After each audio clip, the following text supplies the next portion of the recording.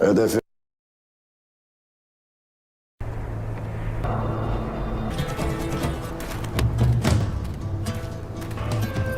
olmadı.